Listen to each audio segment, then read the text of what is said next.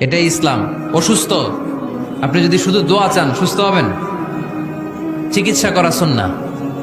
যেই রোগ হয়েছে ওই রোগের চিকিৎসা নেওয়া কি সুন্নাহ। আল্লাহর হাবিব অসুস্থ হলে চিকিৎসা নিতেন। হাতে একবার বিচ্ছু কামড় দিল আল্লাহর হাবিবের আঙ্গুলে, তিনি রেগে গেলেন, ব্যথা পেলেন, আর বিচ্ছুরে বললেন, আরে বিচ্ছু, মানুষও চিনোস না, নবীও চিনোস না, কোথায় কামড় দিতে হবে এটাও জানোস না। কিন্তু কামড় যখন দিয়ে ফেলছে বিশ্বনবী ব্যথা পাচ্ছেন। বিশ্বনবী সূরা ইখলাস পড়ে ফাতিহা পড়ে ফু দিতে লাগলেন। আর আম্মাজান আয়েশাকে বললেন, লবণের পানি গরম দিয়ে ঢালতে থাকো। আম্মাজান আয়েশা লবণের পানি আনলেন।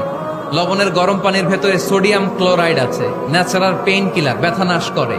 আম্মাজান আয়েশা গড়গড় করে লবণের পানি ঢালতে লাগলেন। আল্লাহর হাবিব কোরআন পরে ফু দিতে লাগলেন। পানি ঢালা শেষ, গড়গড় করে লবণের পানি ঢালা শেষ, বিশ্বনবীর দোয়া পড়া শেষ, এর মধ্যে আঙ্গুলের ব্যথাও শেষ। কারণ দুইটার সমন্বয় হয়েছে, দোয়াও আছে, দাওয়াও